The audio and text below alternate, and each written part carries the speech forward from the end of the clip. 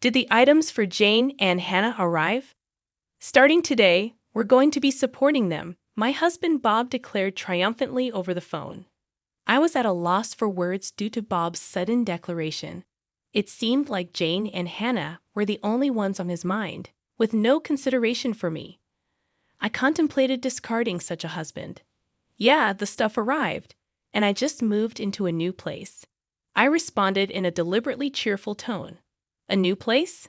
Bob muttered, then seemed stunned. My name is Caroline Smith, and I recently turned 50. I work in sales at a major company, and although the job comes with constant complaints and troubles from clients, it's rewarding and enjoyable.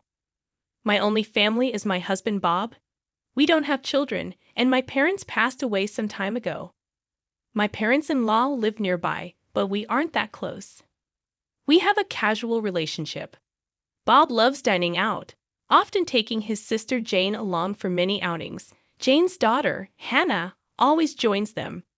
In the early stages of our marriage, I complained to Bob about him prioritizing Jane and her daughter over me. However, those feelings gradually faded. I want to repay them for the struggles I caused during my student days. After learning of Bob's sincere feelings, I understood that my in-laws are impoverished, living in a small, run-down apartment. It's incredibly cramped. Bob diligently pursued his studies, but he didn't pass his first-choice state university, only getting accepted into private ones. His parents couldn't afford to pay, so Jane, who was working at the time, helped with his tuition. Bob seems grateful to Jane for supporting him during difficult times. After Jane got married, she quit her job to be a stay-at-home mom, limiting her financial resources. After hearing this story, I stopped complaining, understanding the reasons for wanting to give back.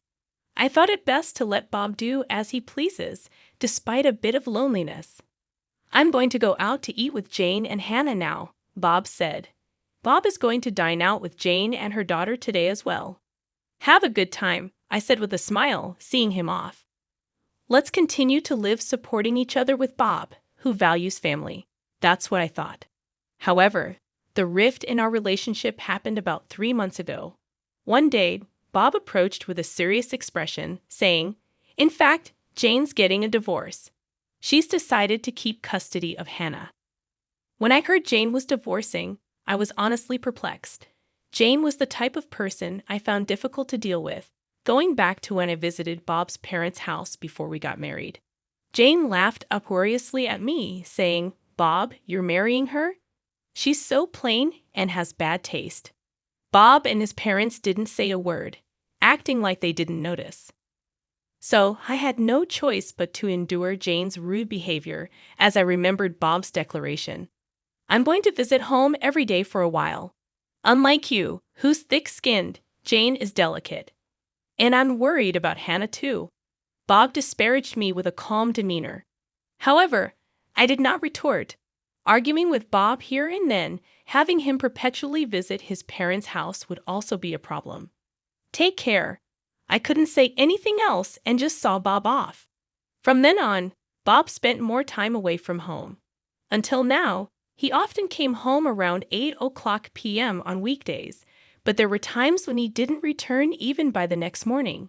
He was almost never home on weekends, and my loneliness just grew. When I returned from work and called out, there was no response at all, and the room was pitch dark. He must be at his parents' house again. With Bob's absence, I often found myself downhearted. However, when Bob was home, he began to annoy me more and more. That day, Bob was uncharacteristically at home, but he made an unthinkable request of me. "Jane told me you haven't given a housewarming gift yet. You're so stingy. You're getting a bonus soon, right? Buy her a designer bag or something," Bob said, as if I must do so. "A housewarming gift? Why do I have to give one? Why don't you do it, Bob?" I responded in kind, but Bob instantly got angry. "You married into this family, so Jane's your family too, isn't she? Don't you think it's ill-mannered not to even be able to do a simple thing like giving a gift to family?" Bob berated me. The lecture from Bob went on for about an hour. In the end, he only said, "Anyway, Just make sure to give Jane and Hannah a gift before leaving the house. He's likely gone to his parents' house. I've never received anything from Jane, I murmured quietly. A few days later, I got a call from Jane. Hello, you heard from Bob, didn't you? You really don't think things through. Normally, you give a housewarming gift, Jane stated as if she deserved it. I got irritated at the selfish attitude, so I retaliated. You've never done anything for us either, have you? Even at our wedding, we didn't get a gift from you. During the wedding, Jane said with a smile, We're family, so we don't need a wedding gift, right? And handed over an empty gift envelope. But there's nothing inside, is there? I asked. Even when I asked, Jane put on an innocent face. I did buy the envelope, right? I'm so nice, aren't I? Jane said with full confidence. I was at a loss for words at Jane's utter lack of common sense, and Jane had absolutely no restraint. She heartily ate the wedding meal and drank several drinks outside of the course. Even when I handed Jane the catalog gift for the guests, she complained, Aren't there any luxurious items? If there were, I could take home several. Caroline, you really don't think things through. That was the outcome, with her complaining like that. Remembering all that, Jane replied with a scoff, You're my brother's wife. I don't need to give you anything, do I? You're the lowest in our family hierarchy. Rather, it's only natural for you to honor me. If you understand, go buy a new designer bag quickly. I was astounded at the way Jane spoke, unable to say anything. Hannah strikes up a conversation. Caroline, make sure you buy my bag too. It has to be the one exclusive to the Fifth Avenue store, or I won't forgive you. Bye, Hannah. Laughing loudly with a ha-ha-ha. Hung up just like that. Unbelievable. Why am I the only one who has to endure this? I heaved a big sigh. After that, Bob just stopped coming home. Whenever he did come back, he would take money from my wallet without any regard for my desperate attempts to stop him. You're always at home, so you're not going to use the money, right? I'll use it for something worthwhile. Be grateful. Waving a few bills, Bob left the house. I couldn't take this anymore. I was becoming worn out from Bob's selfish actions. Then one day, the doorbell rang, and I opened the front door. Hello, I said, and someone who appeared to be a mover said, Is this the residence of Mr. Bob Smith? We'll start moving the stuff right away, and began bringing a multitude of boxes into the house. I hurriedly tried to stop him, saying, Wait a minute, we didn't order this. However, the mover responded with a slight troubled look. It's Mr. Bob Smith's residence, right? We received a request directly from him. Perplexed by the mover's reply, I immediately called Bob. Fortunately, Bob answered right away. In the background of the call, I could hear the crude laughter of what seemed to be Jane and Hannah. I confronted Bob. There are movers here bringing box after box into our house. What's going on? Then, Bob said something completely unexpected. Oh, did the stuff for Jane and Hannah arrive? From today, we're going to be supporting them. I don't need your opinion, got it? Bob declared triumphantly over the phone. In the background, Jane started to speak. Welcome aboard. Since you don't have kids, you must be thrilled to take care of our Hannah, right? Be grateful. Hannah voiced her displeasure with a tinge of offense. What? This old lady is going to be like a parent? So embarrassing. I can't tell my friends. I was at a loss for words due to Bob's sudden declaration. Surely the in-laws' house must have become too cramped, prompting Jane to plead with him. Our house is bigger and has spare rooms.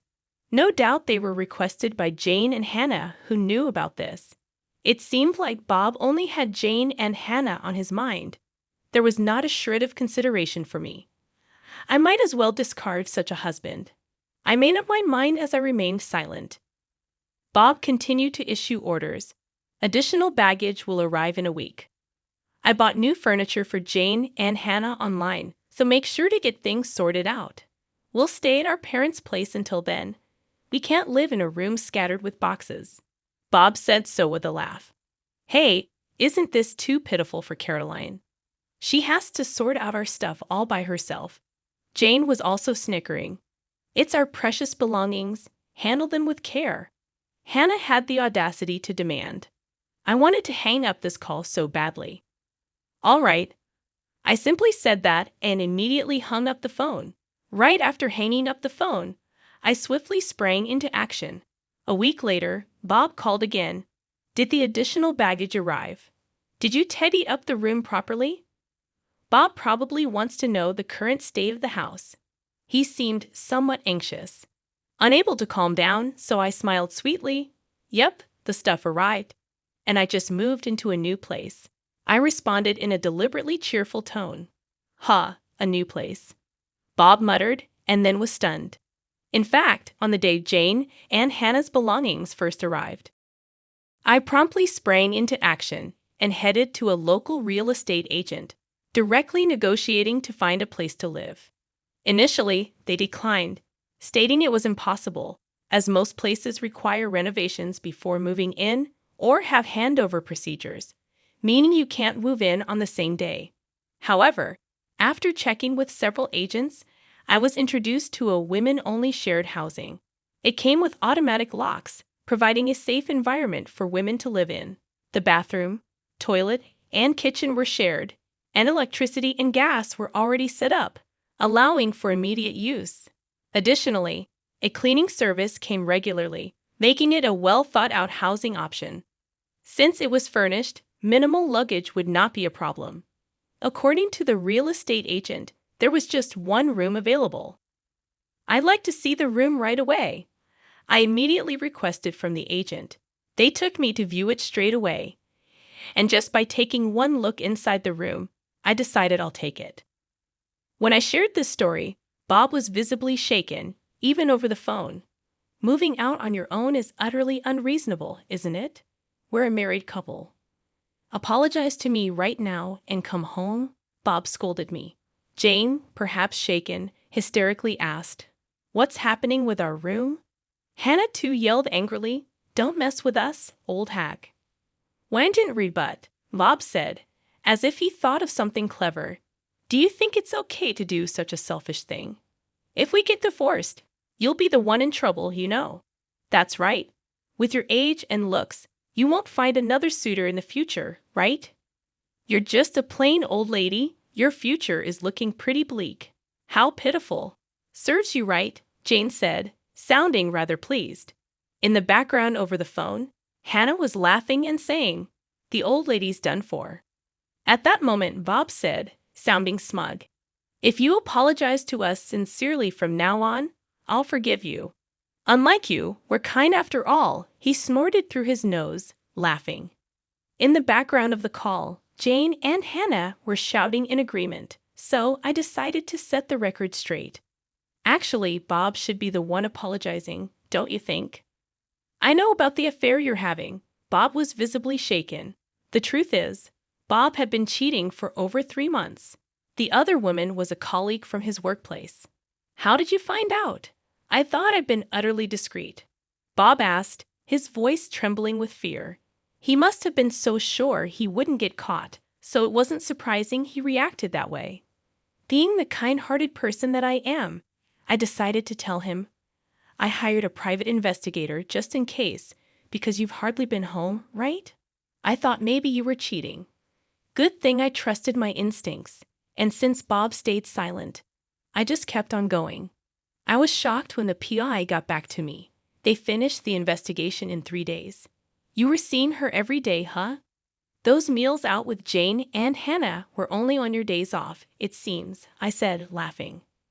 According to the PI's findings, Bob had been gallivanting around with his mistress every day after work. The money he'd likely been taking from my wallet must have been for her. Bob and his mistress were often close together, making it easy for the PI to get good pictures. I'm going to divorce you, Bob, and I'll be demanding alimony. And, of course, from your colleague, the mistress as well. Expect a certified letter at your office.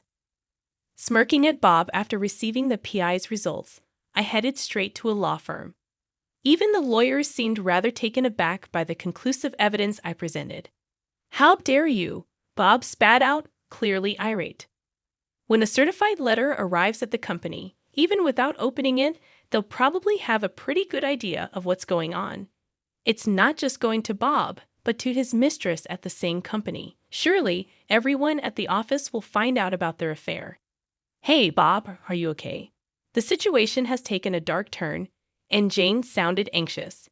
Jane must have been planning to have Bob and me take care of life's chores for her, intending to lead a leisurely life. Jane has a long history of being a housewife, and it's unlikely she can start working now. Bob is the only one to rely on, and it can't be helped, I guess. Bob, what are you going to do? I haven't worked a day since graduating from high school, and there's no way I'm doing a part-time job now. Hannah seems slightly troubled as well. Even when Jane and Hannah blame him, Bob remains silent, unable to say anything. I delivered a further blow to Bob.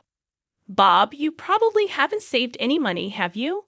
It's said in the investigation report that you've been generously spending on your mistress, even bought her the new designer handbag. Maybe you're in debt too. I dropped a bomb, and whether Bob is shaken up, he can't find the words. Ignoring him, Jane is yelling at him. What?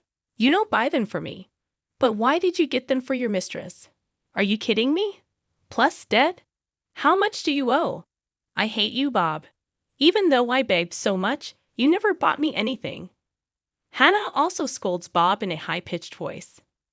On the other side of the phone, Jane and Hannah are noisily complaining. Caroline, I really am sorry, so please handle these two somehow. Bob pleaded with me in an exhausted voice. But I have no intention of forgiving Bob. Why don't you deal with it yourself? I'm not involved, and it's what you deserve. Better tell your mistress soon. If you dilly-dally, a certified mail will reach your company, you know? I said to Bob with a smirk. Damn, Bob seemed frustrated. Ignoring such a Bob, I spoke. Well then, do your best, and please give me plenty of alimony. I hung up the phone right there. After hanging up, there were several calls from Bob, but I ignored them. Let Bob and Jane struggle as much as they want. I muttered quietly and set Bob's contact to block incoming calls. After that, my divorce with Bob was finalized. Initially, Bob resisted because there was dual income. Until now, Bob could afford to live even while he just messed around. With just Bob's income, maintaining the lifestyle we've had until now is certainly not feasible. It seems like Bob understands that, which is why he doesn't want to divorce me. However, I have decisive evidence of Bob's infidelity. Ultimately, I conveyed to him that I have absolutely no intention of reconciling, and that I will take legal action if he doesn't agree to the divorce any longer. With that, Bob, hanging his head down, said, I'll agree to the divorce, and stamped the divorce papers. So I demanded alimony from Bob and settlement for emotional damage from his partner. The amount was determined while being informed about the going rate from my lawyer. I believe it's a fair amount. In fact, Bob's partner paid it promptly.